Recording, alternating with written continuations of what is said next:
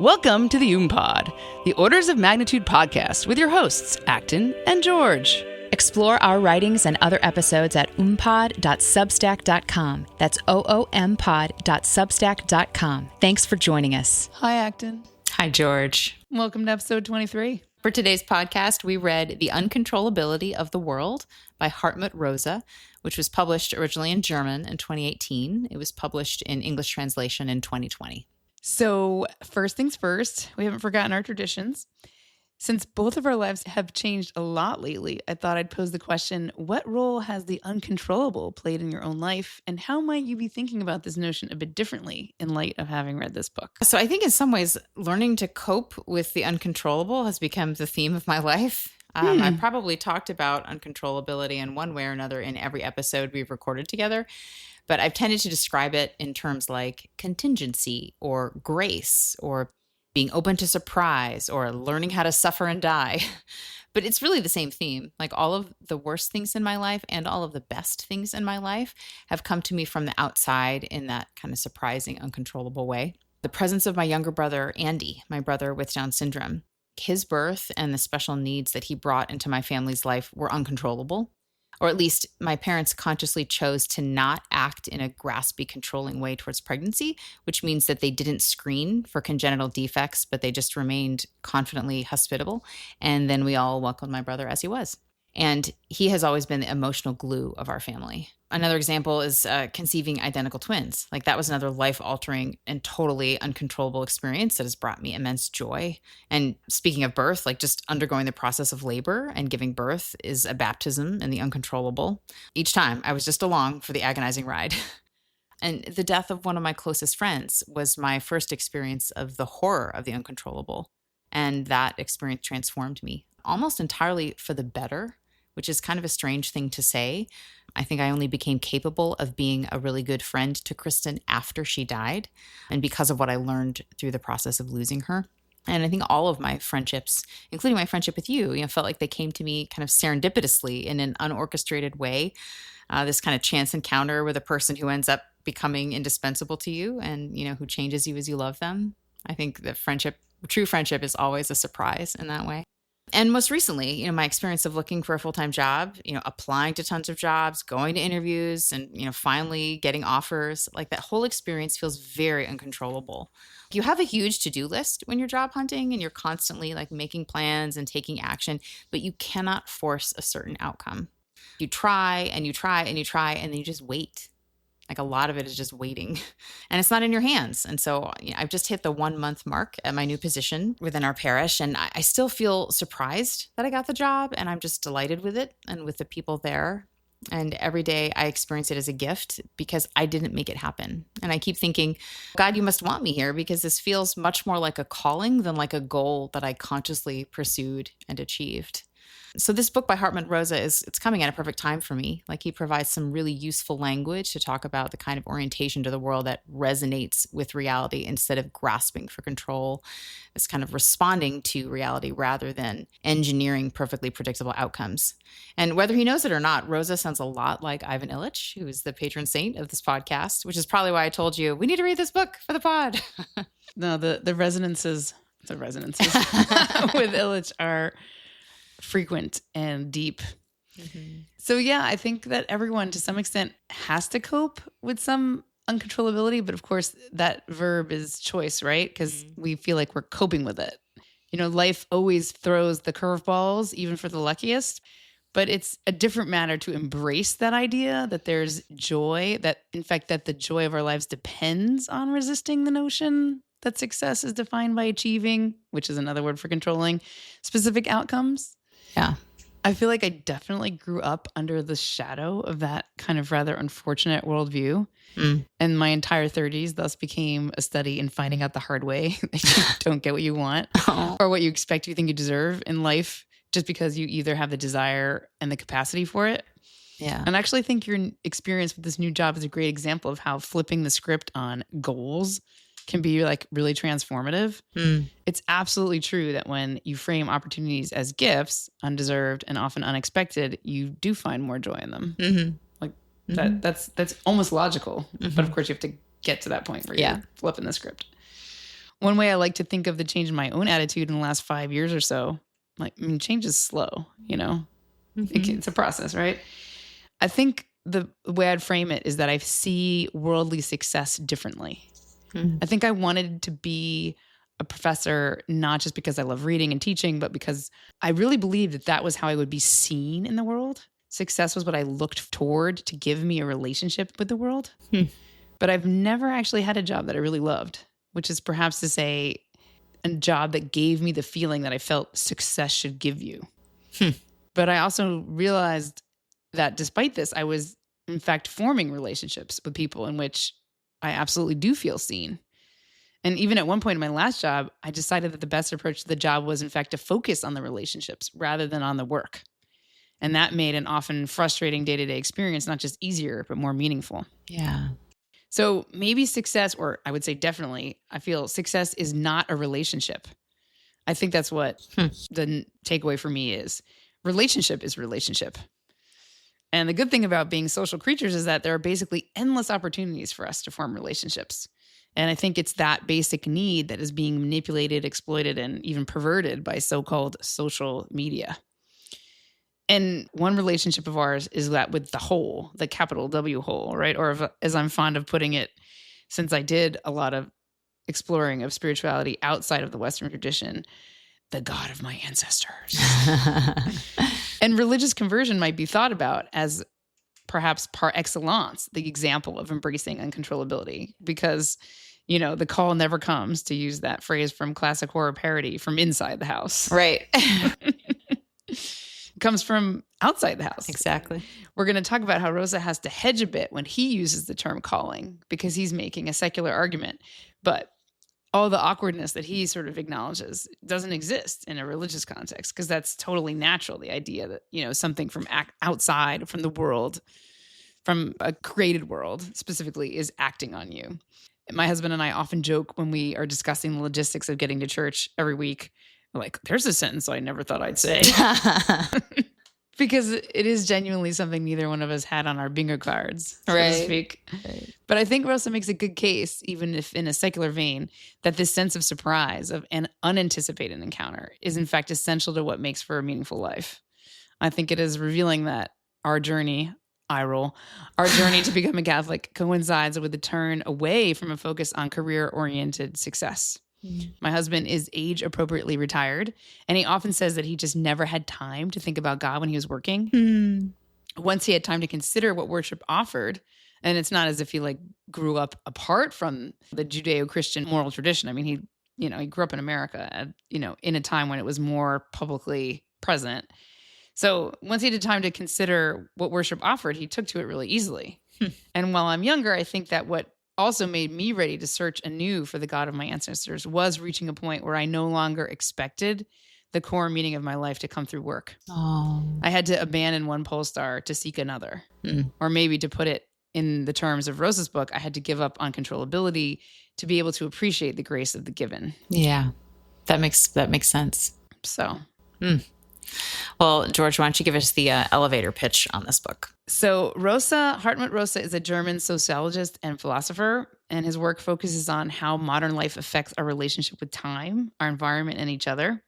And when I say modern life, and I almost wonder if this goes without saying, I mean the novel misery of modern life. No one ever says the phrase, "Oh, we moderns," in a positive way. Right, Have that's you noticed true. That? Except for maybe modern medicine. Right, That's okay. the one. With caveats, Otherwise, yeah. So in his breakout work from 2005, which was called Social Acceleration, A New Theory of Modernity, Rosa argues that the defining feature of modern society isn't capital, technology, or individualism. It's actually speed.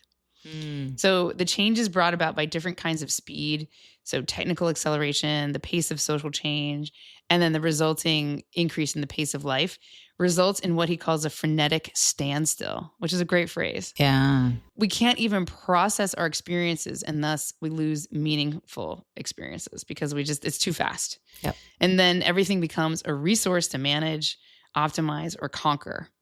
And in return, the world becomes cold, rigid, and indifferent to us. It becomes mute. So if speed is the diagnosis, Rosa proposes resonance as the cure. This is the topic of his 2016 magnum opus, Resonance, A Sociology of Our Relationship to the World. So resonance is an existential relationship where a person feels deeply, responsively connected to the world around them. Think of a tuning fork when one Prong, I think. prong? Shoot, I used to know that word. Aging is a disgrace. Tine? I want to say it's a tine. Tine? When one part of the fork vibrates, the other responds. So Resonance is a much longer book. Our short book today is a follow-up that explores the same themes, but through the lens of the German word Unverfügbarkeit, whose translation Rosa spends a lot of time on and thought on. He starts with elusiveness, then unavailability, then unpredictability, which Rosa still likes, and then non-engineerability, which is kind of, but finally settling on, thanks to his translator, James Wagner, uncontrollability. So I'll let Rosa have the final word here. He says, this is exactly what this book is about. Modernity's incessant desire to make the world engineerable, predictable, available, accessible, disposable, by which he means at one's disposition, in all its aspects. And it is about the twin paradox that, first, this very desire alters our relationship to the world. Snow shooting out of a snow cannon does not have the experiential quality of a real snowfall. A fully engineerable world eventually would be a dead world. So, resonance and how our world went dead. Chapter 1 is called The World as a Point of Aggression. Yeah. So as you were saying, Illich is a really good guide for Rosa's thought. And from a non-Catholic angle, he's observing the perils of the institutionalization of human development. So for Rosa, modernity equals growth, but then growth is a trap. All right, so Rosa writes, a modern society, as I define it, is one that can stabilize itself only dynamically. In other words, one that requires constant economic growth, technological acceleration, and cultural innovation in order to maintain its institutional status quo. In terms of cultural perception, this escalatory perspective has gradually been turned from a promise into a threat. If we fail to be better, faster, more creative, more efficient, and so on, we will lose our jobs. Businesses will close. Tax revenues will decline while expenditures increase. There will be a budget crisis. We won't be able to maintain our healthcare system, our pension levels, and our cultural institutions. The scope of potential political action will grow ever narrower.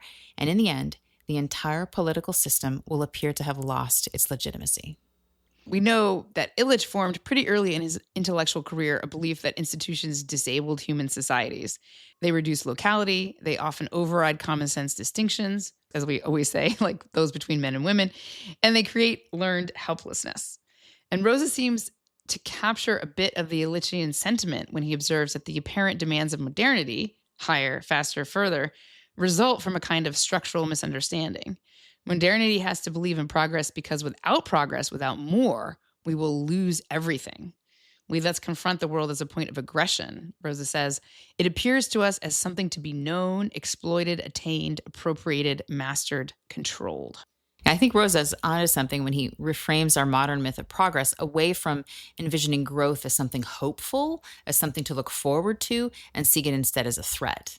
Like if the old view of progress was that, we're running ahead into this open future with excitement, a more accurate picture is that we're running from the threat of loss. Like it's not a picture of someone running towards this cornucopia of abundance, but of someone running to get off a bridge that's like collapsing underneath them.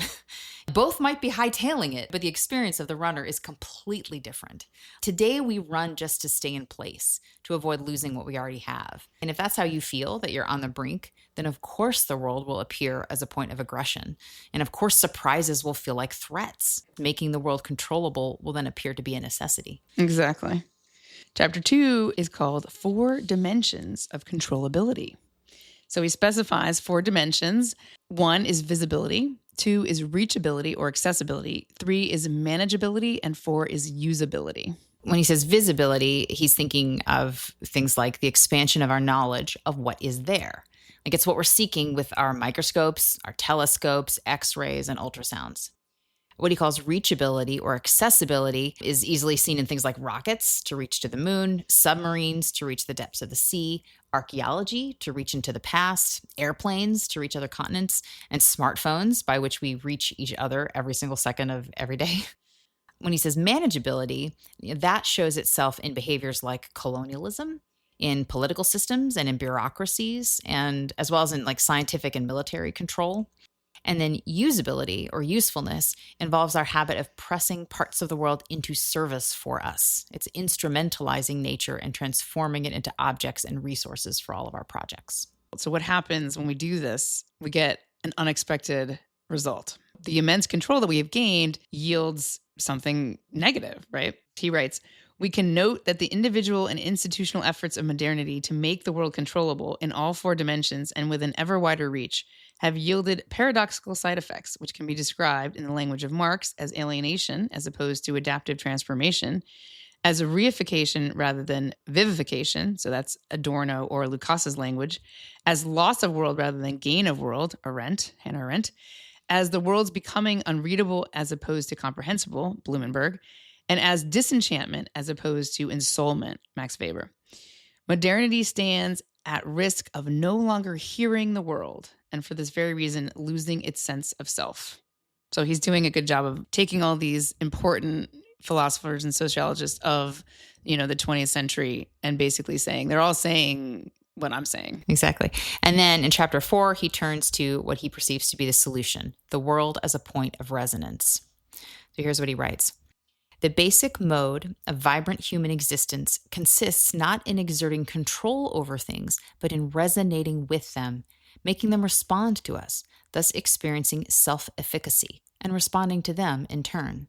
My argument is that resonance is not just a metaphor for a certain experience or a subjective emotional state, but is a mode of relation that can be precisely defined by 4 exemplary characteristics.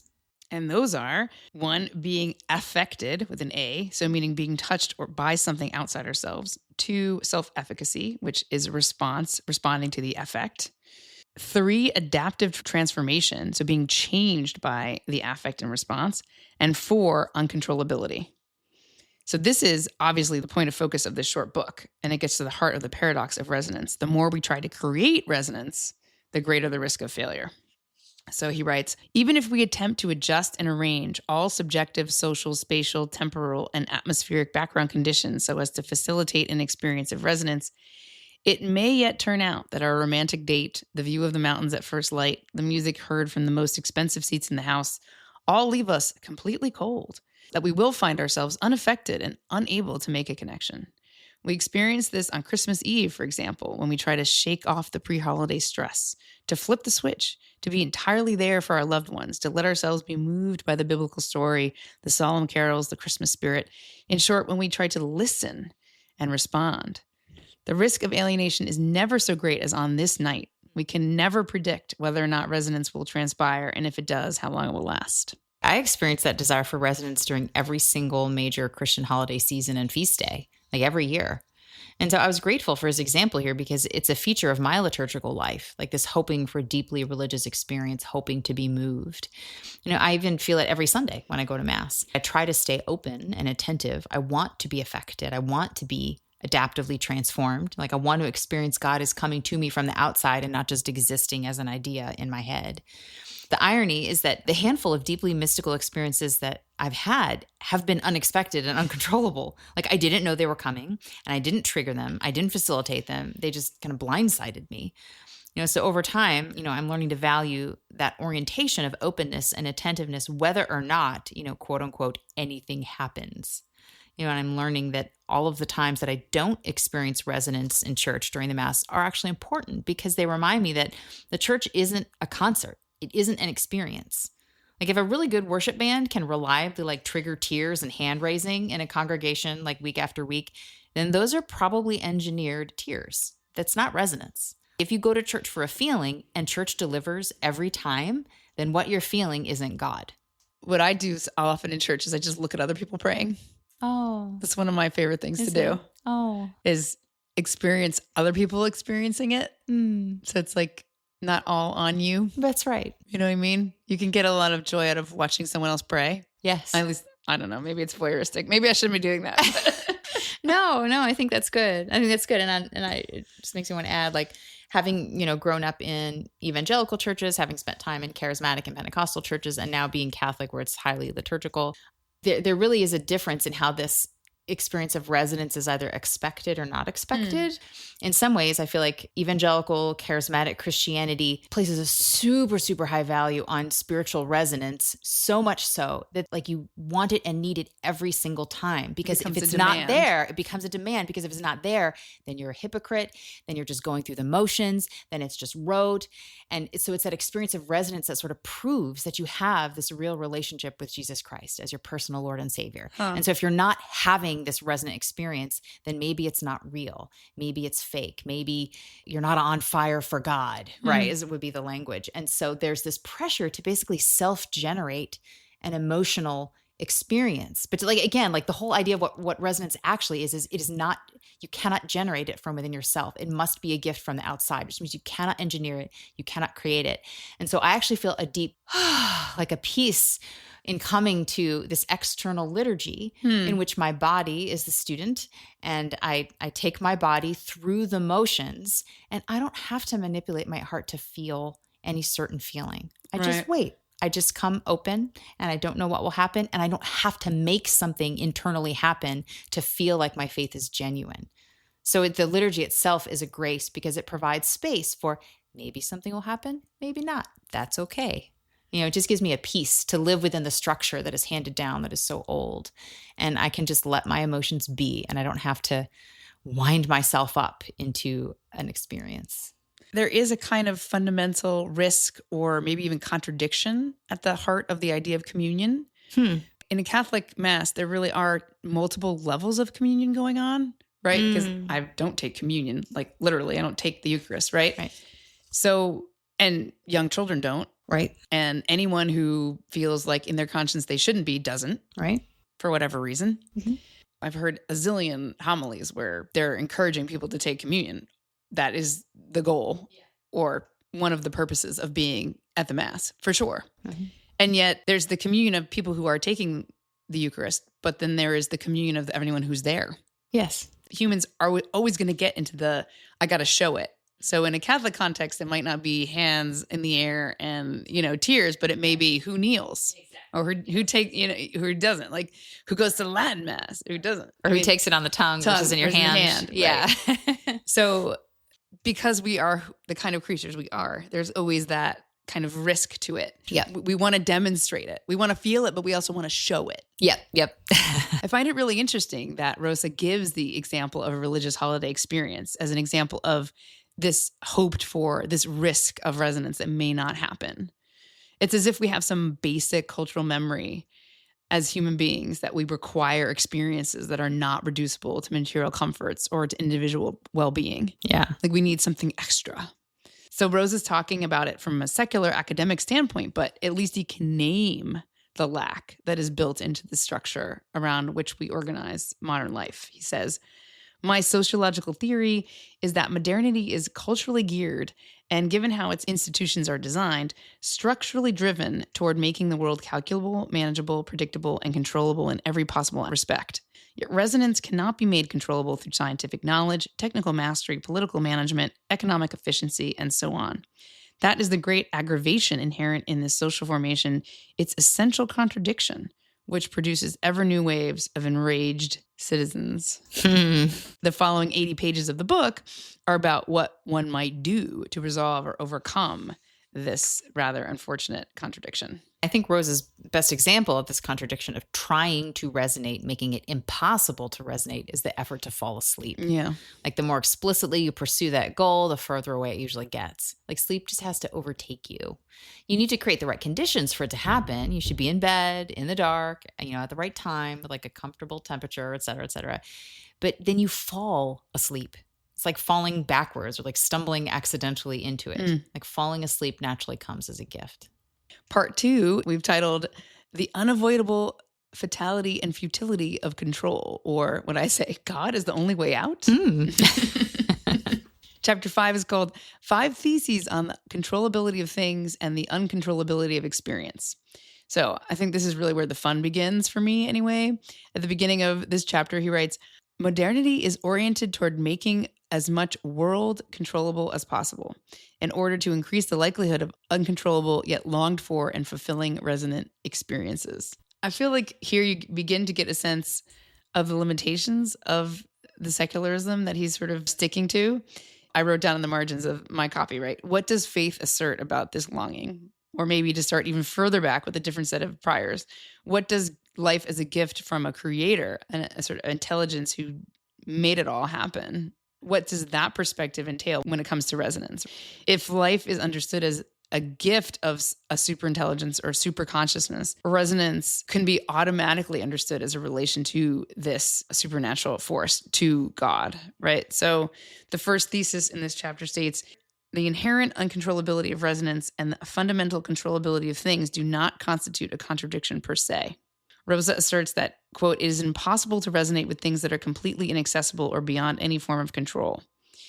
I think this is basically correct in that resonance requires a human-sized or human-accessible point of access, but there's also that sort of other side where it's like insufficient. He says, it is not enough that I have access to and can take hold of the world.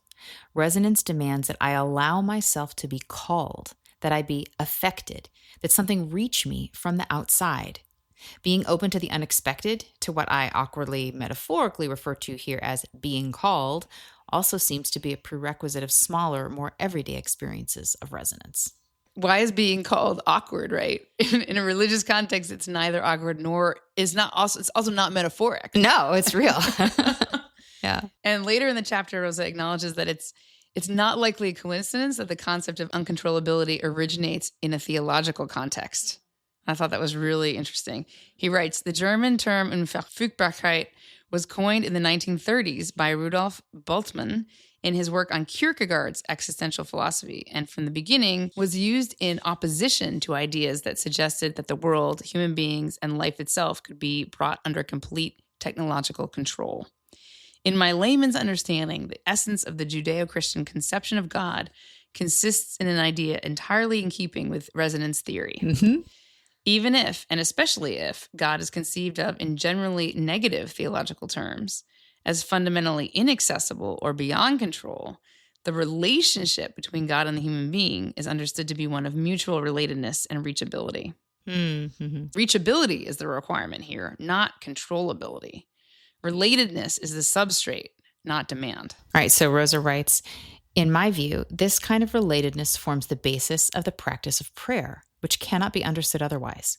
In contrast to what happens in the practices of alchemy or magic, in prayer there is no attempt to manipulate the other side or to engineer a particular result. The aim is rather to feel or sense an accommodating response, the content of which is not predetermined. So resonance, he goes on to say, always has the character of a gift. I find it fascinating that he gets to the gift part as a destination, even if the basic prior he starts with is very secular. Right. Like he says, the world just is. We find ourselves in it, which is a common starting point for 20th century philosophy. That's where you begin if you don't want to begin with God. Right. Right. The world just is. Here it is. Boom. We're in it. Phenomenology. Right. Exactly. But perhaps arriving at resonance as a gift is kind of a half step back towards a God acknowledging prior. Yes. That life is a gift. Yes. And then resonance would follow as an obvious acknowledgement of giftedness. Exactly. So is understanding prayer in this proper way a step back towards actually praying? Maybe? Because he's absolutely right that prayer makes no sense from a controllability standpoint. I was never taught to pray as a younger person. So I never really understood what it was about. And so I naturally thought about it from this viewpoint of controllability because that's our worldview, right? The viewpoint of proof is in the pudding. And so from a point of efficacy, you can easily say people pray and don't get the outcomes they may pray for. Right. But I do want to jump in and say that it's not just that you misunderstood prayer when you looked at it from the outside. I think plenty of Christians misunderstand prayer from the inside. They will see it as a way to get the things they want. It becomes a way to ask God, who is perceived to have all the control because he's omniscient and omnipotent, right? To ask God to manage and control the uncontrollable for you so that you get the good outcomes you want. Like there's a lot of evangelical jargon about this. Jesus, take the wheel. God is in control. Jesus is my co-pilot, stuff like that. So for some Christians, prayer is about acknowledging you're not in control, but don't worry, God is. And so all of those worrisome parts of life that you want to engineer and manage and predict and master, but you can't, your big best friend in the sky is going to do it for you. But the point is the same. Like instead of experiencing prayer as a genuine giving up on the project of control, it just shifts who does the controlling. Something that I've grown to love about communal liturgical prayer as opposed to, personal prayer when it turns into a laundry list of what you want God to control for you. It's this openness to stop trying to engineer a particular result. The point of prayer is worship, love, thanksgiving, dialogue, communion, transformation. And yes, we ask our Father in heaven to give us our daily bread and to forgive our sins and to lead us not into temptation. But I think we're mostly asking to be close to him and to become like him in terms of his love. But back to what you're saying, about, your old attitude that the proof is in the pudding and prayer isn't a particularly effective way to get the stuff you want. As just a tool in the toolkit of controlling your life, prayer is a pretty poor tool. It's easy to not pray when you see it that way because you're like, it doesn't work. So why would you bother? You have to experience the other side of it to realize what it's really for. Yes. So now that I have some experience with collective prayer and I'm learning to pray on my own, I see now a deep irony in the rejection of prayer on the grounds that it doesn't work. I see now that rejection is based on a misunderstanding of what prayer is supposed to do. Right. Prayer is not supposed to be effective, but affective. Exactly. It's affect with an A is its effect with an E, so to speak. Yes, right. It changes you. It changes the way you feel. Yeah. And the way you look at the world. Yes. And the way maybe even you respond to the world. But until you've had this experience, somebody telling you that prayer works, and already, of course, you see that that's the unfortunate language of controllability. It is creeping into that. Yes. But it's understandable because when people who pray in the affective way, when they say prayer works, they mean it changes me. Right. Or I'm connected to God, or I feel his presence with me. But if you don't have that understanding, it's going to sound ridiculous because someone's going to hear you saying, oh, I get what I want when I pray. Right. And that may not be what you mean. Hopefully it's not what you mean. Right. I think a lot of evangelism does take place on that level. I mean, I've had this experience so many times in my life where people who are open about their religious belief, especially their Christian religious belief, it really is broadcast that way. Or maybe it's just the language is so confused about it that you can't hear it as any other than I've got the big man in the sky on my side. And then a lot of the critique of especially open religious belief in public life comes at it. Like that is the instant way to undermine it. Yep. So we're basically having a disagreement about something that prayer never actually claims for itself. Right. I mean, especially if you read the Psalms. Right. The focus isn't on like, fix my crap, Lord. Like, right. That's not in a Psalm. So for me, it comes down to being honest about, what I was missing from my own worldview. So I really think that what drew me in was worship. It was the communion with others via communion with God. And I really think we're kind of fortunate to find ourselves in a time and place where even a capital I institution, if there ever was one, like the Roman Catholic Church, can be approached not as an institution in that way, but basically like a well from which we can drink. It's not compulsory. It holds no state power. I mean, it has a legacy of having been, if not literally effectively, the state in many places in the world, but not here, not in America. Right. And it still encourages people to vote the way it believes the law should be, which I kind of think is lamentable because I just don't think that's constructive. But, lucky us, we can vote however we want. No one's going to know. So if you go to church, you go because you want to. Right. Any authority it has over you is the authority you give it. Right. I think those ideas are related. The idea that the institution has authority and prayer is about control. I think those are in the same vein. It's bizarre that a Jew came to tell people, you can just turn back to God and do your life differently than created 2 millennia of conflict about everybody should believe. There's a crux there, right? It comes with a voluntary message, repent. Think about what you're really doing here. It's that contradiction that is at the core of it. And when you stand back far enough, like in a way, the sort of secularism of modernity is a kind of blessing because it's a reset. It's a reset. It gives you the same choice that somebody would have had when Jesus was walking the earth. It's up to you. He's talking to Jews. Everyone is a Jew there, right? He's just saying, think about this. Here's his opportunity. It's the restoration in a way of a non-institutionalized opportunity, resonance. Right. I love your image of the church as a well from which you can drink. Like it's not compulsory, but it overflows. When I was entering the Catholic Church, my sponsor said that in her experience, the church was like a feast, this enormous table full of delicious food, and there's no way you could eat it all. And so you sit down where you want and you just begin because all of it's nourishing, but it's not compulsory. So do you want to pray the rosary? Great. You want to do adoration? Sure. Regular confession? daily mass, Bible reading, liturgy of the hours, reading saints' lives and writings, pilgrimages, fasting, works of charity, chanting the Psalms. So many different ways in which you can experience piety and practice the faith. It's a feast. I think it was an incredible gift for the church that it lost state power, or like as you said, in the case of America, never had it, because that made the church recognize that she had been wrong about religious freedom and about the role of the individual conscience. And being a minority faith is what helped to transform the church from being, at times, a bully into being a well for the thirsty. So yeah, I see now in hindsight that I've always been looking for this well. It's not lost on me that in an earlier century or maybe a different millennium, I could have found the God of my ancestors in a university, where I'm male, of course, if we go back far enough. But I mean, European universities were founded in the context of belief because the Jewish and Christian scriptures were understood to contain real knowledge about the world. I mean, we moderns, we lose sight of this. We really do think that there is such a thing as a small t truth and a small b beauty.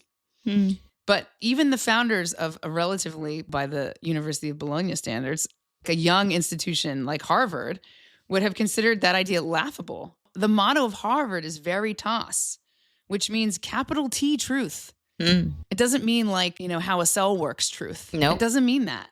I mean, in Yale, they wanted to branch out. So they added big L light, Luke's at veritas. Real knowledge was revealed knowledge. Yeah.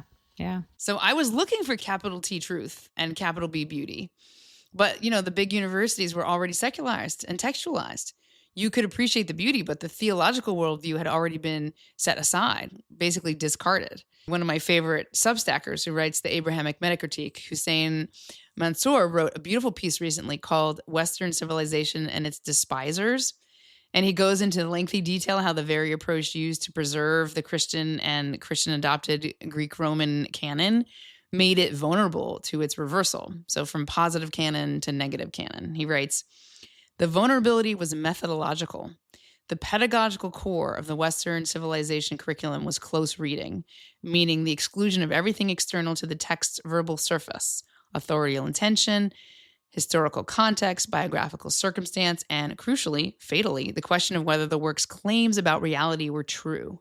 Read the text, attend to the language, appreciate the formal achievement, but do not ask whether Dante actually believed that the universe is created and governed by a God whose justice structures every circle of hell and every terrace of purgatory and every sphere of paradise, because that question leads out of literature and into theology, and theology is not our department, but waste management's.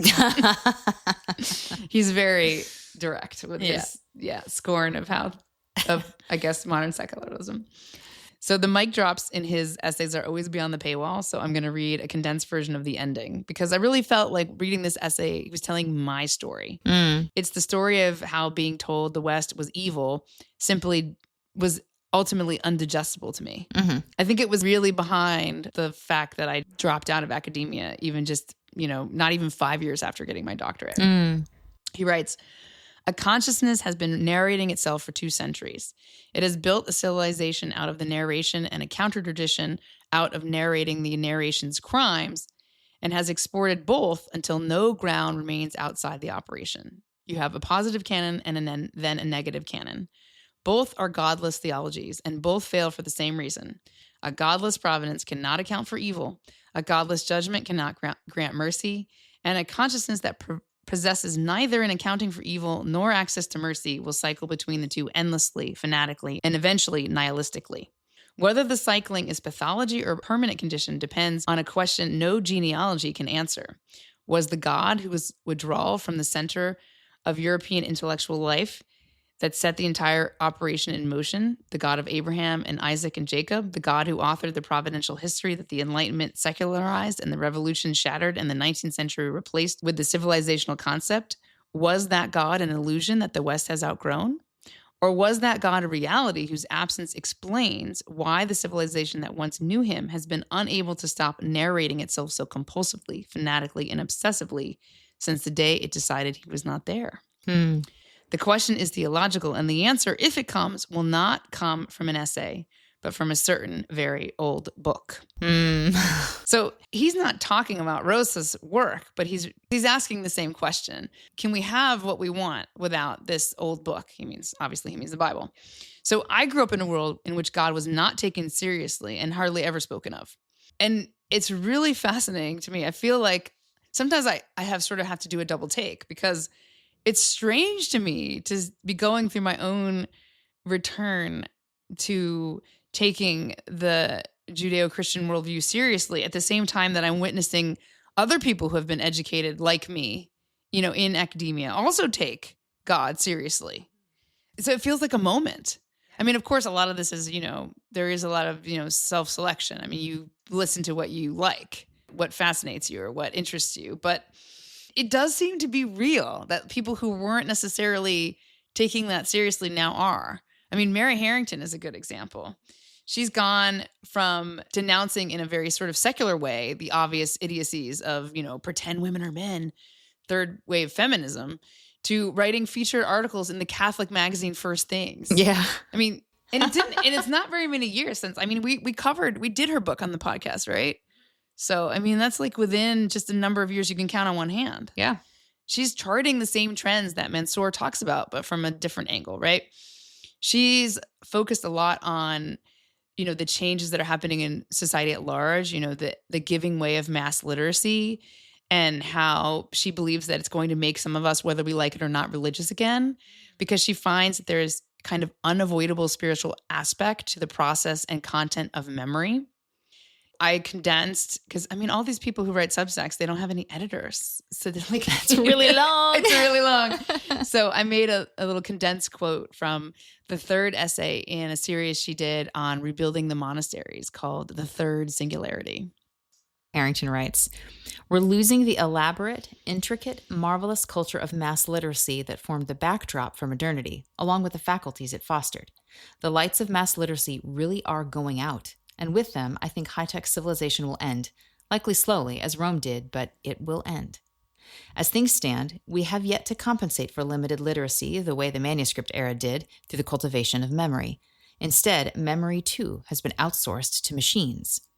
If we're to survive the great forgetting, we need to be memory maxing.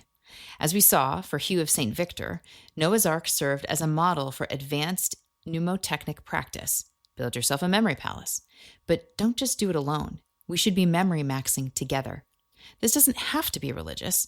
Study groups, book clubs, and choirs all do this. Mnemonics, songs. Memorize the stories of your people, of your family, your town, your tribe, your church. The more you have by heart, the more you can still pass on after the machines finish eating the books." I realized that I didn't really give the context to this, and I'm not sure that you know it. She's referred to in a couple of articles that she's discovered that AI companies are buying rare books, scanning them, and then shredding them. What? She means that literally. I mean, I haven't gone Really? and done trust but verify, because I mean, it is one of those it does fit the sort of archetype of a classic AI horror story. Yeah. So I don't know if it's true. But it is in line exactly with what these companies want. They want to control knowledge. Yeah. So I wanted to explain that reference properly. But what I also wanted to say is shredding the books is just like burning the books. Fahrenheit 451. 451. Uh-huh. Yeah. So it's it's really interesting, because in that novel as well, the answer becomes restoring the transmission through human memory. Yes. That's always the recourse, because that's the fallback. Yes. So go on. Okay. It doesn't have to be religious, but I think we'll also find out that even if we don't mean for our inner arcs to be religious, they'll sort of turn out that way anyway. You can try and be secular, but I can almost guarantee it won't work, and so you might as well treat the formation of memory explicitly as a spiritual path. Again, this doesn't have to be Christian. The classical contemplative tradition comprises a cluster of ascetic disciplinary practices with parallels to the ora et labora of St. Benedict, again with the aim of creating space for contemplation.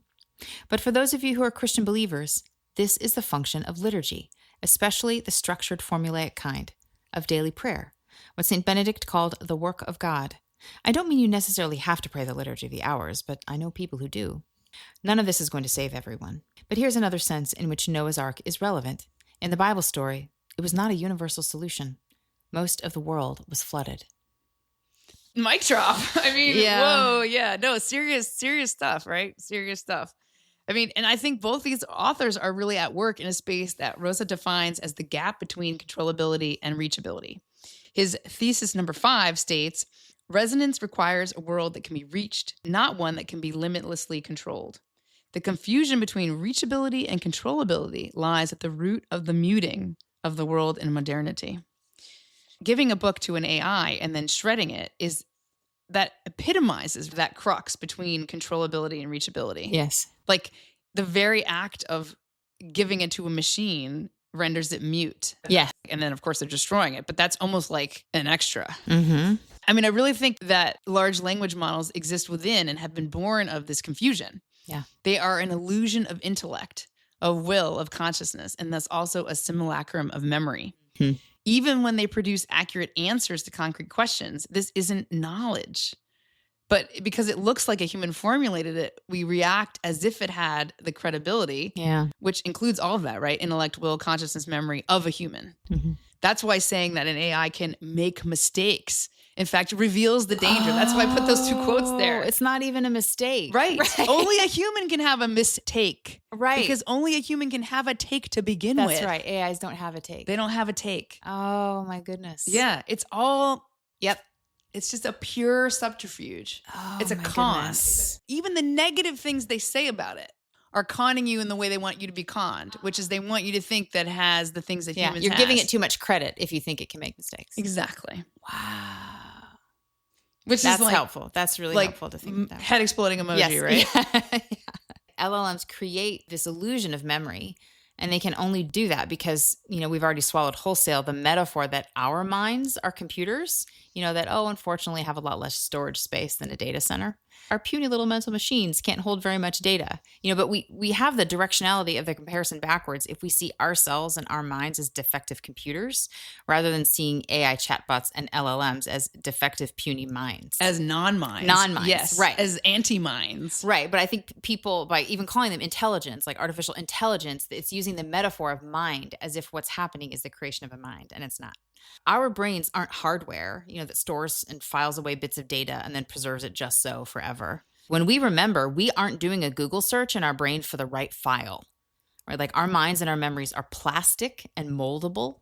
Like we actively participate in shaping ourselves because our brains aren't machines, they're organs, which means they are body, they're flesh. So yes, our brains can store and remember vastly fewer data points than an AI can, but that's not a deficiency. The ability to ignore as irrelevant and thus not remember or take account of pointless facts is actually our human superpower. The cognitive scientist John Vervaeke calls it relevance realization. Like it's the ability to think intuitively and leap immediately to what matters most. It's a take, right? That's what a take is. It's you know what matters and you know what to ignore.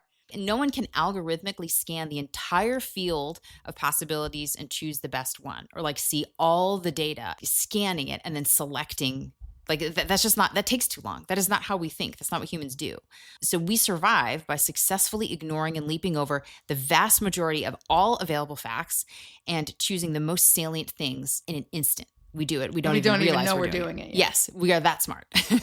But our ability to do this heuristic leap and stick the landing rather than end up self-deceived, that requires training and attention. Like it requires embodied practice and relationships and rituals that cultivate wisdom. Because it's true that ability to do the immediate heuristic leap and just know something, it can also just be bias. Totally. It can also just be it is bias. It depends on bias. Right. It's like most of it, often when we're correct, it's just bias that's right, but sometimes bias is wrong. Right. So, but we're always you can't, without this, it's only the bias that gives you the speed. Exactly. That's the trade-off there. Thing. And we survive as a species because of the speed of our minds, right? Yeah. The people who took too long to think it was a lion got eaten. Right, exactly. For the classic example in that score. Yes, exactly. So Vervaeke says that cognition is grounded in relevance realization, and relevance realization is grounded in our biology, which is embedded in the environments that we create for ourselves physically and socially. So one way to understand what is happening in the church's liturgy, in the prayers and the songs, the rituals, the embodied movements like kneeling and processing, is to see it as the communal environment that hones our attention on what is most salient and most relevant to us, which is God. So we enact with our bodies together the truth that is worthy of being remembered. Like if scrolling on your phone is the epitome of getting distracted and dissipating your attention on irrelevant data, or on bullshit, then liturgy is the antidote, right? Liturgy is the anti-scroll. It's the memory consolidator. It's communal embodied memory maxing, like Mary Harrington was talking about. Yeah, she's said repeatedly in different talks that she's given that the only true antidote to meme exposure, because she's kind of a terminally online person. She's that's kind of her business, right? Is prayer. Yeah. She's like, it's the only thing you can do to actually reset your brain and feel like a human being again. Yes. Yeah.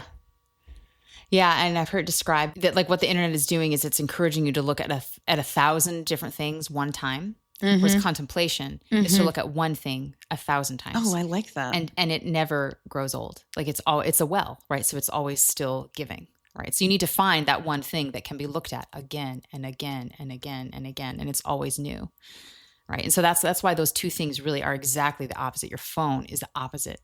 So what I want to do, I want to enter into a state of being capable of being touched, right? Of being moved, of being called, by something outside of myself. And you can do that when you engage in communal liturgical memory maxing. And that's so much better for your heart and your mind than trying to reach or, control more of the world by chatting with a chatbot. LLMs have their legit uses. I use one for research. I treat it like a slightly untrustworthy librarian who usually points me to real work by real people that I couldn't have otherwise found. But it's not a real mind because it doesn't have a body. And it doesn't have relationships, so it cannot do relevance realization. It's just keeping the world's massive archives of pointless facts ready on hand for you without really knowing what matters. And all that to say, I think if we understand more clearly what our minds are, like if we get it that a mind doesn't just accumulate facts, but a mind experiences care, a mind exercises judgment, and a mind involves relationships. Like if we get that, then we won't be fooled by the LLM simulacra of thought. And we'll realize that memory maxing liturgy and stewarding our attention is what we should be focused on. Hopefully. I think AI is the lens through which many people are about to realize that the promise of the internet has been betrayed. It's not just that so much of the content online is now slop, which it is. Yeah. It is that the modality of engagement with even the remaining human-generated content is now also slop. Like notes on Substack?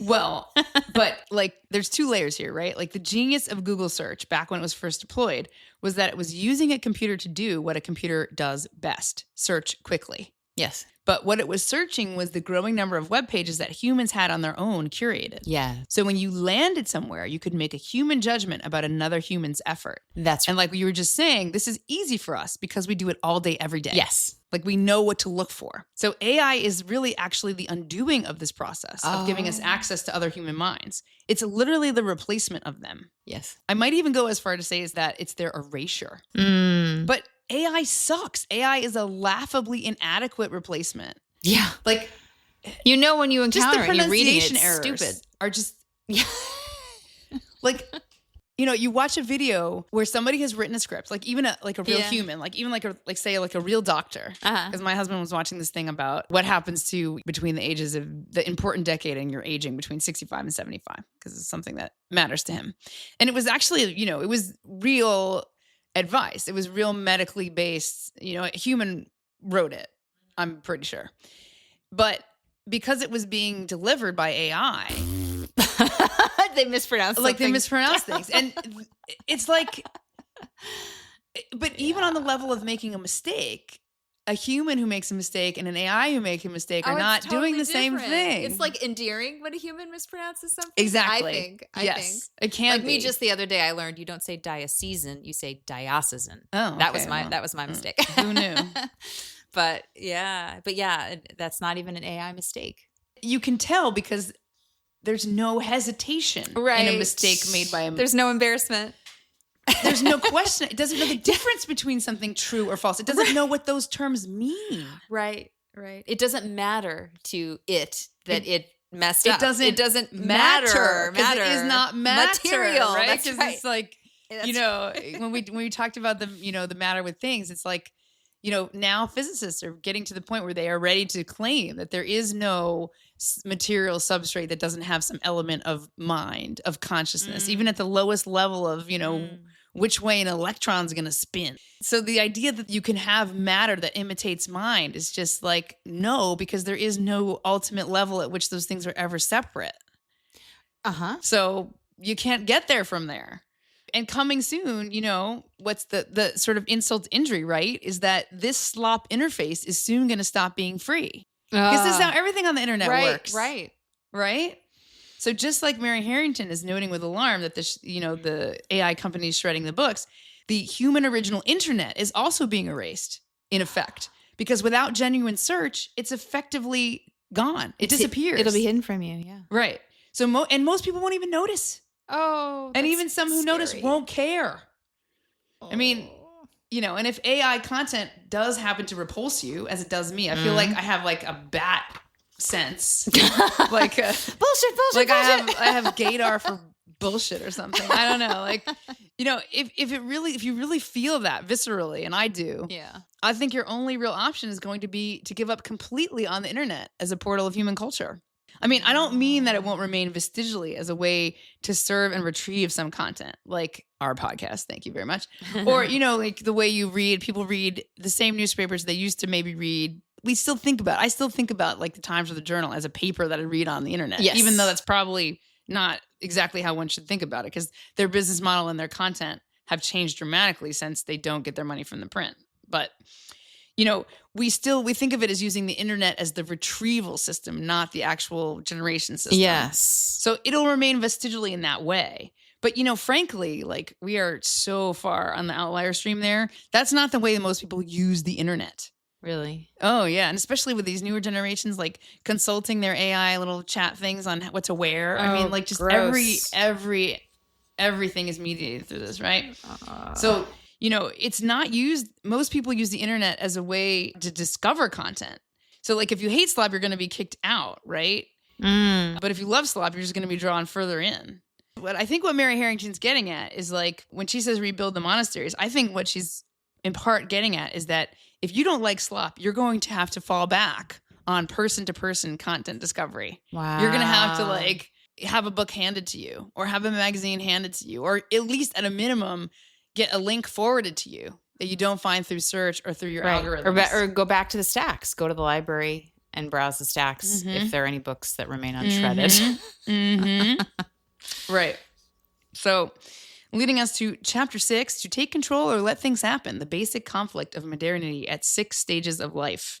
I think this is probably the most recognizably Illichian chapter because Rosa also recognizes, like Illich did, that our experience changes when we defer to technology and experts. I mean, I think Illich could have penned the following. You wanna read it for us?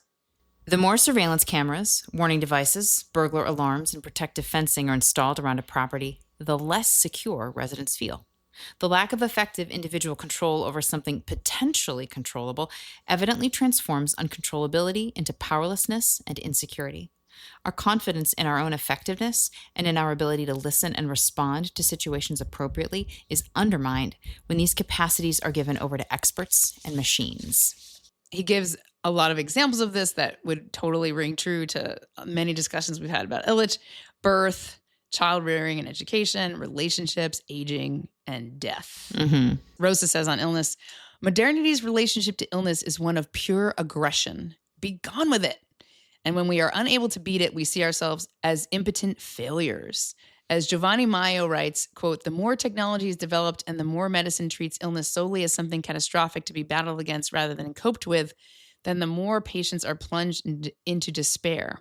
The more living with illness becomes an impossible idea. I mean, that is so right on. I mean, that's also very Illichian. Right? Oh, yeah. It's like his book, Limits to Medicine. Exactly, exactly. And I actually read an article recently in the journal about women in their 20s having elective double mastectomies after learning that they carry a gene associated with a very high rate of breast cancer. And that is so like on the nose. That is absolutely the world is a point of aggression. But because we live in the world we live in, right, it's also hard to argue against. Because even if what you're arguing against is the unknown future, our modern world frames this as like, well, of course no one wants cancer. Then here you are, like the idea that you cut off healthy breasts in anticipation of cancer. Of possible cancer. Right. I think it's only normalizable in a culture like ours where control is viewed as a supreme good. Yes. And just like the smartphone changes your life, even if you stick with the flip phone, this attitude towards illness changes the world for everyone. What if you don't want to get the genetic test? Or what if you get it and you'd rather just wait and see what happens? Right. So now living into this unknowable future, which used to be like the default because that was the only option, now that becomes in itself countercultural. Now you have to push against that. Against right? knowing. Mm-hmm. So just like living with illness becomes an impossible idea, here we see the impossibility of living even with the potential future illness. Wow. So Rose is wise to say that controllability in itself isn't good or bad, but it is clear that the trade-offs really vary, right? It's an easy argument, I think, to promote childhood vaccination against known deadly sicknesses. That argument, I think, is easy, but it's harder to tell a 20-something woman to get serious surgery because she might get breast cancer someday. Yeah. But you can see also how the success with vaccines sets the stage for the slippery slope of what might be called radical preventionism. Yep. And of course, this same idea is now being projected all the way back to the stage of the embryo. Why risk conceiving a child that could have this or that predilection or anomaly? And you see just like even like people would talk about this like with baby monitors. Oh. You know, like before there was a baby monitor, you put your kid down and like maybe you checked on the child, you know, every once in a while. But then with a baby monitor, it actually makes you more anxious. Oh, yeah, for sure. So now it's gone all the way back to like, why have a child? Because something could go wrong. Right. It's like, okay, so now we're just going to instinctify ourselves because what if? Or like, I couldn't bring a child into a world like this because bad things might happen in this unknown future. Classic. So I can't take the risk. It's like, gosh, that's like one of the most hyper conservative things I've ever heard. It's like, you know, like I can't take the risk that something might possibly happen to the child I might possibly have someday. It's like, yeah, live a little. And it's ultimately self-defeating. I mean, that conundrum is not solvable. Right. And the way it used to be solved was we just didn't have the technology to prevent birth. Right. And now it requires like this act of faith and of stepping into an unknown future. It requires a form of bravery, I think. Right. To will yourself consciously to do something that requires bravery is a lot different. Oh, and yeah. it has a much higher bar. So you're going to get a much narrower set of the population that's going to. Right. Yeah. Who will do it. Yeah. What you said earlier is a key question for me. What if you'd rather just wait and see what happens? What if you choose to not know something rather than do the tests and screen for the anomalies? Like I've been thinking about that a lot during my research on pregnancy ultrasounds. So most women in America get a transabdominal ultrasound around the 20th week of pregnancy, roughly halfway through, and physicians are looking for abnormalities in that scan. Women get the scan to see the baby, right? But doctors are doing it because why? You know, in heart, so they don't know why they're doing it? Well, I mean, in a sense, it's like it's a given now, but because the thing is, nobody asks why. Right? It's just presumed, and we get way more. Like even women who do not have high risk pregnancies, you know, get way more than is absolutely necessary. It's become a tradition. Like this is just what we do, okay. Right? But in Hartmut's words, like why are we getting all these, you know, prenatal ultrasounds? Visibility, reachability, manageability, controllability. Right. And I grant, like, if you already know that you have a high risk pregnancy, then you can gain valuable information from that ultrasound. It can protect the mother's health, and that's really good. But a lot of the time, when something isn't right, there are no good actions to take. Like if some horrific abnormality is discovered, like severe open spina bifida or anencephaly, where, you know, the baby is missing like a huge portion of its brain and head, or its lungs are way too small, or its kidneys don't work, or if there are like inseparably conjoined twins who have shared organs that are like on the outside of their bodies, you know, that's something a hard one. That you can't, that's not operable. Like these are just heartbreaking cases, you know, and parents are given two terrible paths through this new knowledge. You can carry your child for as long as they live in your womb, and it's pretty much inevitable they will either be stillborn or they're going to die shortly after birth. Or you can have an abortion and basically hasten the inevitable and possibly quite painful death of your child. Right? So some of these women procure an abortion to prevent their child from suffering longer. Like the choice to abort is rooted in prudential love, which is not how it's painted by the pro-life movement. I'm sure, you know, but isn't. when you hear these women talk about their decision making, these are wanted children, and they feel deep in their hearts that they're doing what is best for their child. They're in doing a something horrible merciful. Situation, right? That's how they understand their moral choice. And some women, you know, will get an abortion to protect their own life and health if that's at stake, and sometimes it is in these really complicated pregnancies. And some women, you know, choose to carry the pregnancy for as long as they can because they want to be close to their child while it's still alive, and they want to be hospitable until natural death, you know, but they pay a huge emotional cost for doing this. Yeah, I can imagine. You know, especially because typically they don't find out till they're far along and they're showing. Right. Right. So that means they're public. Their pregnancy is public. And so strangers are going to come up to them in the store and say, congratulations. When's your due date? Is it a boy or a girl? Did you pick out a name? And they're going to either have to lie or they're going to explain again and again that their baby is living and dying at the same time. You know, and one woman in this situation described herself as feeling like a walking coffin. Like it's heartbreaking. And that comes from the fact that we presume that a fetus in that state of development is going to live. Right. It's that treatment of the woman is based on an assumption. Yeah. And that's a modern assumption. It is a very modern assumption. And in these cases, ultrasounds offer the promise of control, but they can't deliver Right, it. exactly. Because you can see what's wrong, but you can't always fix it. Exactly. You know, and the uncontrollability seems worse from my perspective when you gain this visibility but have no good choices or actions to take as a result of it. You know, it's a form of knowledge that seems to me like torture. I've read a lot of first-person narratives of women describing how they faced these horrifying revelations and how they attempted to make a choice that they should never have to make. Like the moral agony that these women endure is just unspeakable. It's and then they also get novel, blamed on top of Yeah. it for being killers or something like that. Right. You know? Well, But I'm convinced that the agony is more intense now than it would have been in the past before ultrasounds, you know, before we all developed this expectation of controlling pregnancy and birthing the perfect baby safely with no issues, right? Our reach into the womb has been so greatly extended that when we fail to have a good outcome, the failure hurts more than it used to. And the promise of medicine and technology and progress makes the disappointment more bitter. yeah, I think there's an added sense of responsibility. I mean, most children don't die now. So if your child dies, Like, well, what's wrong with you? you feel like What did you do? feel like you feel responsible in a way that you never would have in a past where it was anticipated or understood that a certain number of children these things happen. Exactly. Yeah. You know, and of course, my perspective on this is shaped by my faith and by, you know, my family experience. You know, my mother intentionally chose not to know whether her pregnancies had abnormalities or not because she knew it wouldn't affect her orientation and her choices. Like, she was always going to be hospitable, even at great cost to herself. And that's how my family welcomed my brother with Downs into the world. Just pure acceptance, no control. And I will say, and that's in the context of the pregnancy was healthy for her. Nothing bad was happening to her. Right. So I don't know. It's a different case when the mother's health and life is at risk, but my mother's was not. So, and that's how I tried to orient myself towards my pregnancies, which is why I found out about my twins quite late in the process because I was offered testing. Like, why would I do this testing? And then like, well, because you might find an abnormality. I'm like, and what would that mean for what would I do with that information? Right. And it's like, okay, I'm just not even going to take the first step. I don't need to know that. That won't change anything for me.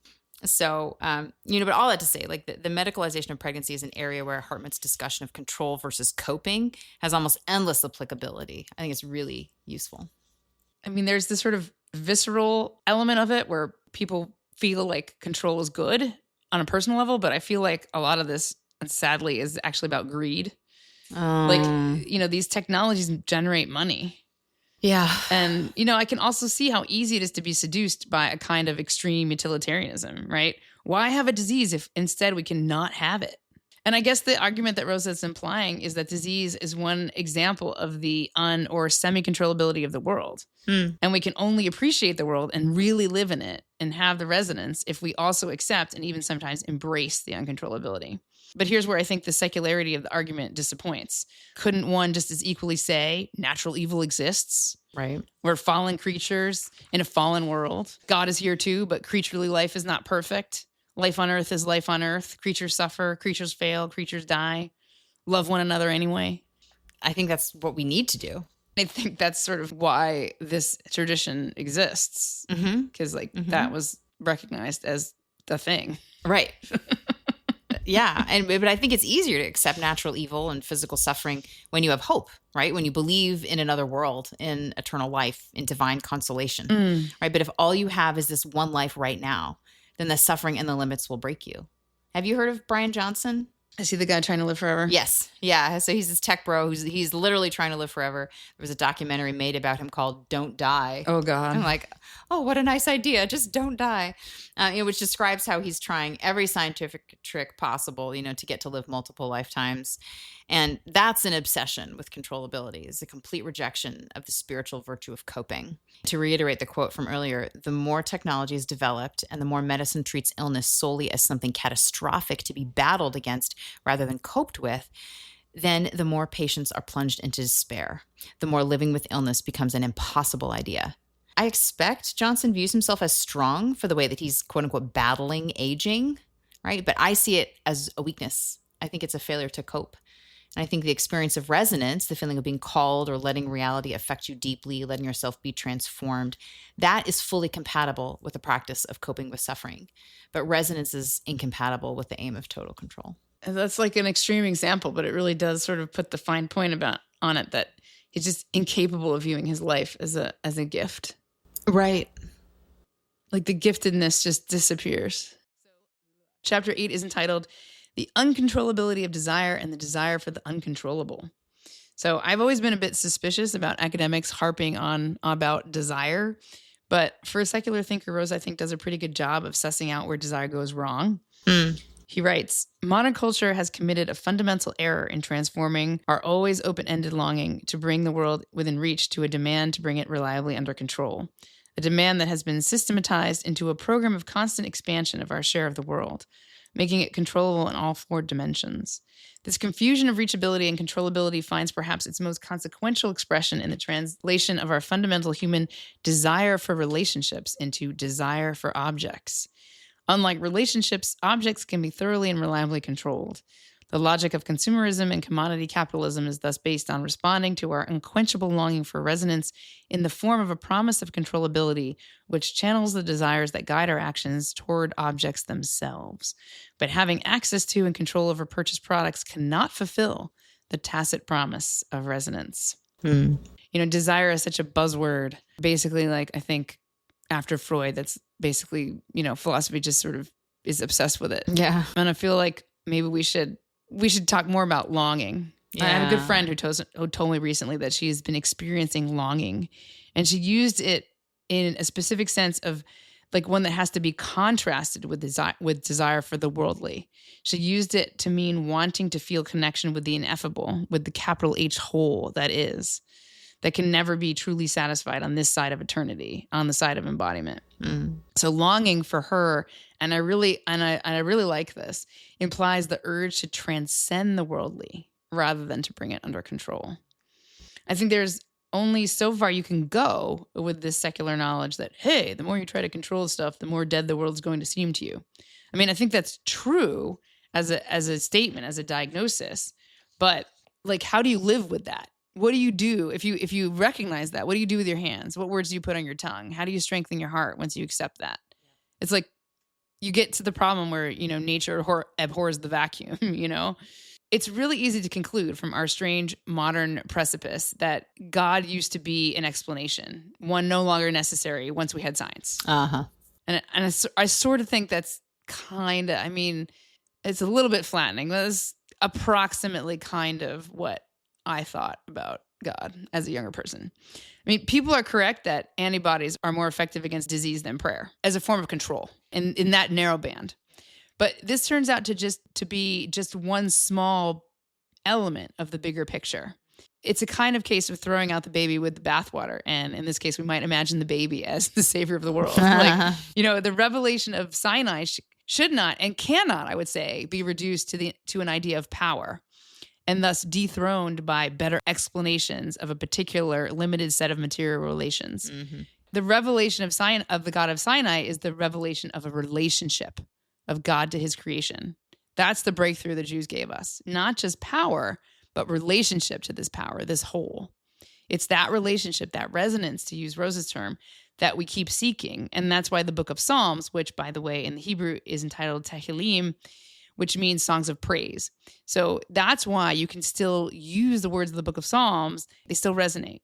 Because I think resonance ultimately is a kind of secular speak for God. Like, surely God can be understood as the source of all resonance. Yeah. Classical Christian theism has always insisted on two things about God, which really go hand in hand. One, that he's not fully graspable by us. He's ineffable, transcendent, uncontrollable, never fully knowable. And two, that he is personal. And Jesus is the fullest expression of this paradox of God becoming man. So the God of the Hebrews, who can never be visually represented and whose name should never be spoken, takes on flesh and has a face and a voice and a body. And Christ becomes what the New Testament calls an icon of God the Father, a window into the God who cannot be seen. And what does Jesus do at the start of his ministry? He goes around calling people, like disrupting them in the middle of their workday and inviting them into the unknown, into a relationship with himself and with one another. And the fishermen resonate with that call and they leave their nets and they follow him. But this calling was in the Hebrew Bible too, right? God calls Abraham to leave his home and start wandering into the land that God promises to give him. God calls to Moses from the burning bush. God calls the Israelites out of Egypt into the desert. And God is always interrupting normal life and offering people a relationship and an adventure, one that isn't mapped out in advance and that involves suffering. And throughout the Bible, both the Old and New Testaments, the opposite of this call to relationship with God is depicted as the fashioning of idols, right? The worship of something you can completely get your hands around and grasped, probably because you literally carved it with your hands, right? This little God that you can manipulate and control so you can get what you want. I think of all of the critiques of modernity that Hartmut Rosa raises in his book have a clear biblical analogs. For sure. He's talking to a secular audience with secular language, but the book is actually dealing with religious and moral issues, I think. At the end, you really do get the sort of divergence. The prognosis, then it really sort of shows, right? Your secularity is really showing. So chapter 9, the monstrous return of the uncontrollable. Rosa's conclusion is particularly pessimistic, I think, because he's limited in some way by a secular understanding of the world. And I think one tell is his riff here at the very end on radioactivity. And he says, radioactivity turns out to be perhaps the most monstrously uncontrollable opponent humanity could confront because it undermines our self-efficacy more radically than any other threat we know. We cannot even perceive it with our senses. It is silent, invisible, odorless, impalpable. This categorically changes our relationship to the world, even where it is not radioactive, as we can no longer tell whether a segment of the world, a landscape, a flower, an apple, is harmless and pleasant or toxic and deadly simply by looking at it. I'm not saying that, we should just poison our environment with radioactivity. That would be bad. And, the classic example is, certainly what happened at Chernobyl was tragic. Yeah. I mean, it was a mess. But I guess I would argue that it's not tragic in a special way. And it's ironic because there actually is a lot of life in Chernobyl, not human life because you're not allowed to live there, but because we have the ability sort of with our intellect to sort of to understand and perceive the danger of ongoing radioactive decay. But plant and animal life that doesn't know any better, it just flourishes. It just does what it can. Does it flourish differently in response to those specific conditions? Yeah, of course it does. Because, there's cause effect. But that says it all, right? Life that does not have an intellect that is capable of control can only push into rather than worry about the future. So that life does flourish in the aftermath of man-made destruction. This is one of the main things that I think, both the Hebrew Bible and the Gospels are trying to tell us, right? Mary Harrington, I think, has it exactly right. We shouldn't be looking for a universal solution because we're not universal creatures. Most of the world flooded, but the ark was saved. I don't think we give our ancestors enough credit. Maybe we think they emphasized, this is, I think, what I thought when I was younger, like they emphasized redemption and salvation because they couldn't solution. All they could do was cope. And I bet at the beginning of this thing we call the modern world, that standpoint seemed like reasonable, right? What's this nonsense about the evil eye? It's diphtheria and I can cure it. As far as it goes, that's true, right? It's one thing to figure out that you can cure diphtheria, which was particularly, I was just rereading the book about the great influenza, and he talks about the initial stage of how to, when they first discovered how to prevent and cure these bacteriological diseases, they didn't have any tools to fight. And diphtheria was particularly horrible, the way that infants would die of it. It's awful. It's awful, awful, awful. But, it's a long way from that to, oh, you've got this genetic marker, get your boobs lopped off. It's a long, it's a long walk. Yeah. And, now at the end of that longer walk, I think maybe the joke is on us. Because, all this solutioning doesn't satisfy our ultimate need, our true longing, which is not to manipulate the world, but to participate in it. And we participate in it by stewarding the world towards the future. Our hope is in the remnant. And guess what? We are the remnant by definition, ipso facto, right? Because our own improbable lives have been bequeathed to us by the unbroken chain of parents. Like, if you think about it, if the only way to get here, until like a hot minute ago, was procreative sex, then like all of us who are alive have an unbroken chain of parents from whom we are descended. It's just this beautiful, we're all the remnant. Improbable surprise that we're here. Yeah. We're the remnant. We're the remnant. Yeah. Like what's beautiful. Happening in Chernobyl is the remnant. Like we get so confused because we think about it in terms of the solutions that we would have everything be the way it could be in the way that we imagine we control it. But the world's not like that. So like the world is, most of it doesn't get there, but some of it gets there. Right. Some of it gets to the future. Right. That's the deep question, right? And Rosa thinks he can't not think kind of pessimistically about it. And he's noticing something real. He's saying, human beings, because we're so set on control and progress and all this technological manipulation, that we create things that escape our control completely. And radioactive poisoning is a really good example of that. It's an excellent example. It's a perfect example. Right. But at the same time, it's only really a negative if you don't believe in the value of the remnant. I'm in my late 40s, and my grandfather fought in World War II. And so I'm basically the last generation to understand that conflict in a firsthand manner, because I had someone I know who loved me, who I was close to, tell me about it. Yeah. So that's going away. And so we're also getting away from, another side effect of that war, which was the dawning of the nuclear age. So, because for people who lived in the world where from one second to another, you realize that, oh shit, we just invented this thing that could destroy us all. Right. People who lived through the Cold War. So we're getting away from that.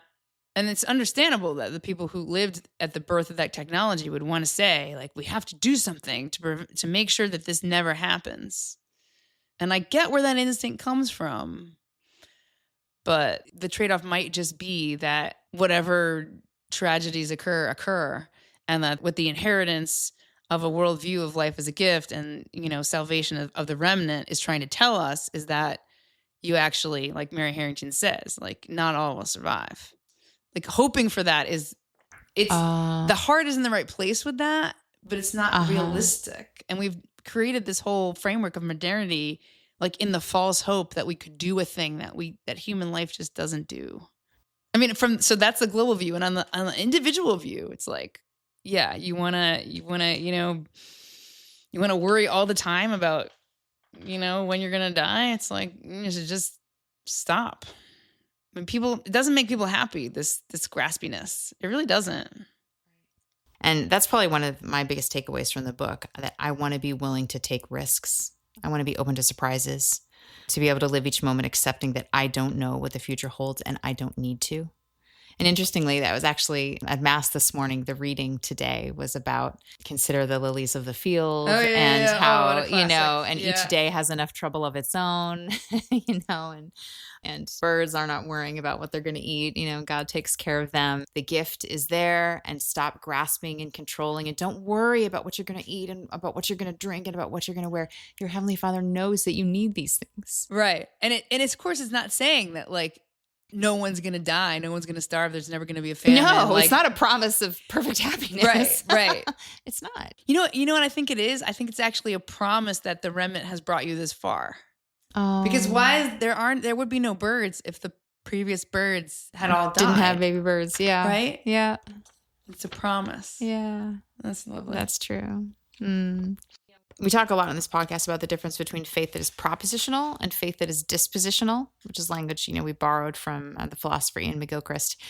And I think the disposition to being called, to being transformed, to being surprised, the disposition to experience resonance with something or someone that you can't control, I think that's at the heart of the Christian faith. Like it's that call in the gut that the Good Samaritan experienced when he resonated with a wounded man by the side of the road. I'm grateful to Rosa for giving me, more language and better metaphors to talk about that aspect of the faith. It's just funny that, I'm receiving better language and metaphors to talk about my faith from as a secular writer who hardly mentions God in the book at all. And yet the whole thing is implicitly about, in a sense, not worshiping the idol of control and being open to what is transcendent, you know? Right. And I think it kind of, in a way, explains why you felt like you became a better friend after your dear friend died. Yeah. Because you understood something about the world that isn't accessible through control and like perfect outcomes. Right. And that was the thing that really sort of broke me. That was when I realized the failure of solutioning, when the treatments didn't work for her. Interesting. And so you mean like in that sense, modern medical solutioning. Right. But in a sense, it led to another questioning of the solutioning of your previous religious understanding or practices. It did. It made me totally rethink my faith in a lot of ways. One of my most memorable conversations with my friend as she was doing her dying, was she said, "This is the first time in my life that I haven't gotten what I wanted." And that was like super hard. Yeah, because she had such a blessed life. And this was the first time that something didn't go her way. And it was the most catastrophic, nightmarish thing that could happen when you have 4 young children. Yeah, that sounds it was literally her worst nightmare. And I realized, like, oh my God, like, we have to practice not getting what we want. And that successful solutioning will be the worst thing to help you prepare to die. Like, that's the worst thing that could happen to your spirit, is to always successfully solution your problems away. You will not be able to do your dying if you always get what you want. And which church will teach me how to die? Who knows how to die and suffer around here? Can I see a show of hands? Who knows how to do this, please? I mean, what you're describing, I think, is ultimately, can you believe in a God that is merciful even when the mercy is that there is not a solution? Like, mercy, I think, is the opposite of solutioning. I think just like longing is the opposite of desire. I think that ultimately, mercy is the opposite of solutions. And what's fantastic about that, like, on the one hand, it's a bummer because, like, yeah, we are going to die and, like, horrible things still go wrong, even with all of our amazing medicine. We kick the can, but you can only kick the can so far. Right. And sometimes we kick it into places that invent these like novel moral hellscapes, like with the ultrasounds. With the ultrasounds. Yeah, right. New hellscapes we discover through our solutions. What if all these like surgeries and blah blah who that we all are all great? What if that's just parenthetical? What if like boom, in 50 years none of that exists? What if 50 maybe, but 100? Like what if it was just like a point where it happened and then it goes away? I mean, and then we're back to doing what humans have always done, which is cope. It's a lot more coping. It's a lot more mercy and a lot less solutions. But the good thing is that like people love being merciful. Like, don't you feel like that's one of the most magical things about being in a church community? Yes, absolutely. Is that you're just experiencing people's, you could call it well-being, but I think well-being is too secular on some level. I think it misses the substratum of what you get when you watch other people pray. If you drink from the well, you've got water to give, like you're also overflowing and you're like, where can this go? Oh my gosh, someone needs help. Okay, I'm there. And it overflows very naturally. Right. And you don't need a lot of tools. Like you can't cure your friend's cancer, but you can sit with them in the room and read the Psalms in their final months and weeks and days. We have an inbuilt capacity for compassion, which is, as I know you know, suffering with. Yeah. In some sense, we're going to be asked to show up for each other in ways that our individualistic society has made a lot of us forget. But the good news is that we're all equipped. We come like that. It's pre-installed. Cultivated. It has to be cultivated. I'm not saying that doesn't help. It absolutely helps. Yeah. But it's in the lineage. And so you've got it. It's traveled along and it's still in you. Even if you haven't used it yet. So... yeah. Now we turned into a religious podcast. Oh, well. It's okay. It's good to talk with you, George. There's going to be next time, right? There will. We'll tear you away from your job somehow. Yes. She'll be reading in her lunch hour. All right. Yes. Bye. Bye. Thanks for listening. See you next time.